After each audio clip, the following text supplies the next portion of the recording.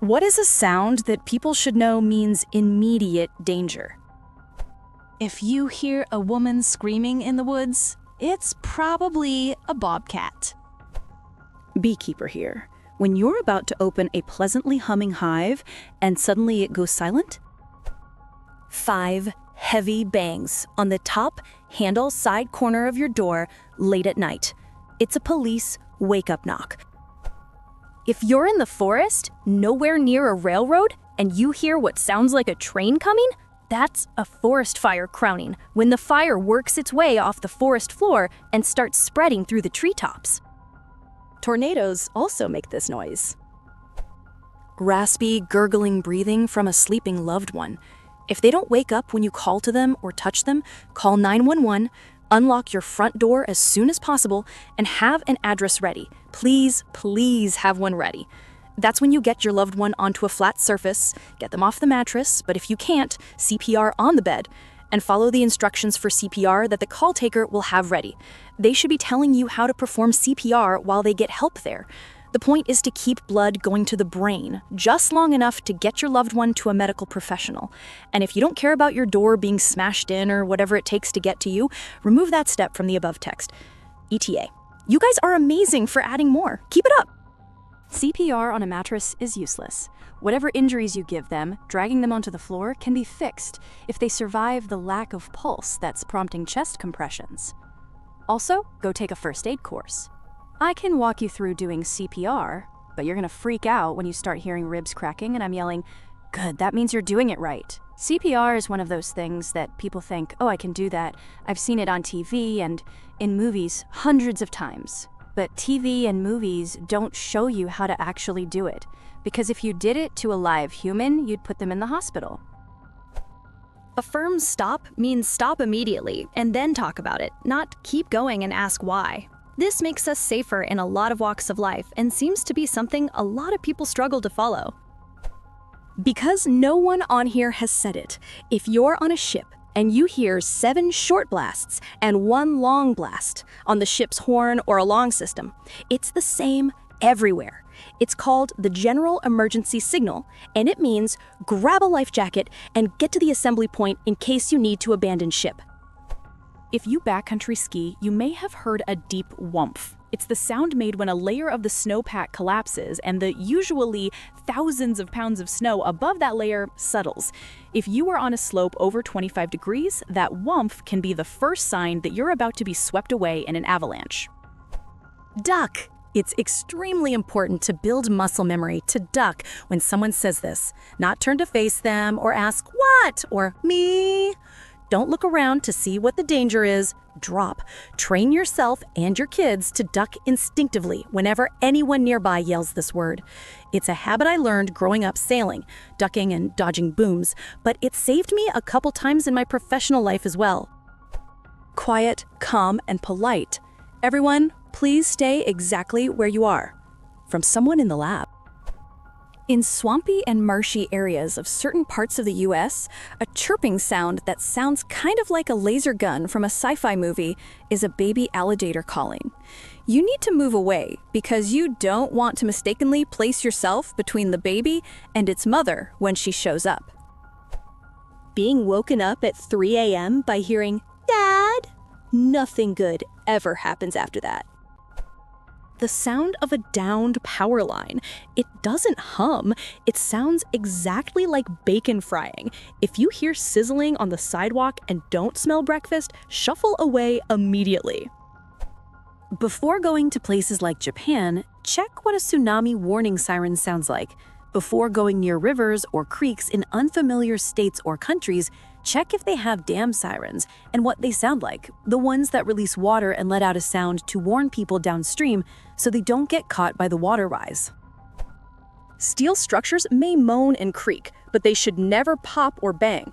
If you hear steel making sounds like someone is hitting it with a hammer, you should probably get out from underneath it. Also, any rotating equipment, like motors or engines, should never change speed unexpectedly.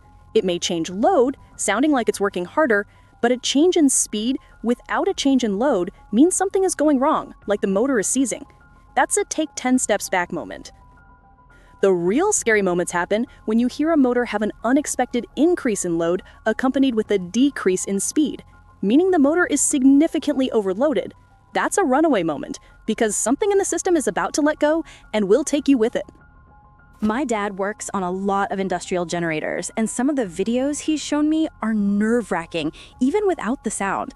Like, one generator was probably 2 to 3 times the height of the guy next to it, streaking fire and throwing sparks. He also talked one time about an arc furnace at a steel mill.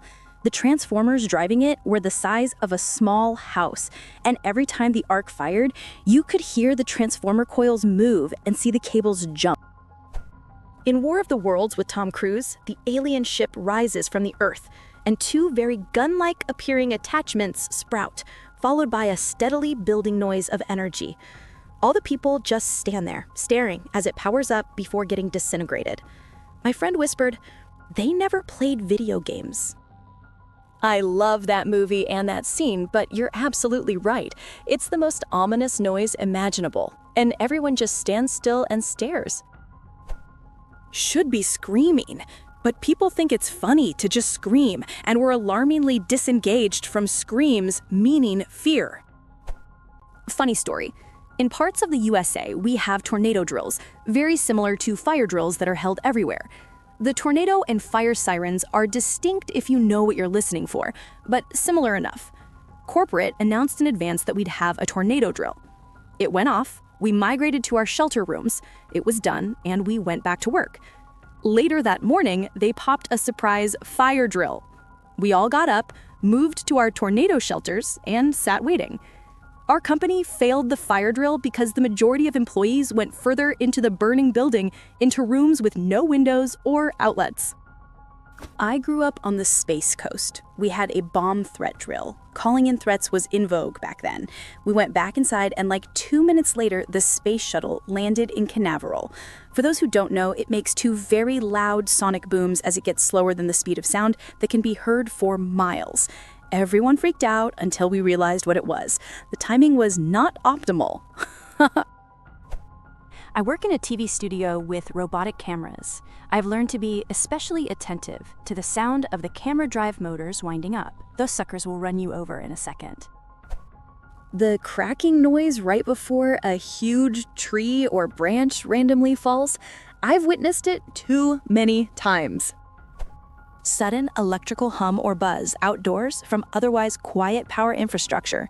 In an instant, something nearby is probably going to be struck by lightning. In the military, we were on a training exercise in Idaho. We watched a thunderstorm approaching us across the plains from several miles away. The antennas on our Humvees and tracks started buzzing and crackling, and every time lightning flashed, the buzzing would stop and then slowly build up again. It was nature's friendly warning to get away from tall things and take cover. Hippopotamus laughing? It sounds kinda like a really fat guy belly laughing. Basically means, get out of my space or I'll bite you into 2 pieces. Silence where there should be noise, like kids suddenly going quiet or machinery that just stops mid-operation. Pilots joke about how deafening the silence is if the engine quits. If you are filling a tire and hear a sound reminiscent of a zipper, that tire is about to explode. Hydrogen sulfide alarm going off. If I'm playing Uno with my daughter and she starts giggling and arranging her cards, it's over. I'm cooked. Wallpaper my casket in Uno cards because I'll still be drawing 4 in hell. The maniacal laugh our daughter gets when she's about to whoop us in Uno is my favorite version of her laugh. Pure 7-year-old glee. The noise a cat makes right before it pukes all over your nice carpet at 3 a.m. Ngook, ngook, ngook. Bleedy. ACCHHH. Lick, lick, lick. Nin nin nin nin G G G G GUH GUH GUHHYALKCH. Thanks so much for watching. If you enjoyed this video, hit the like button. It really helps. Subscribe for more and tap the bell so you don't miss the next one.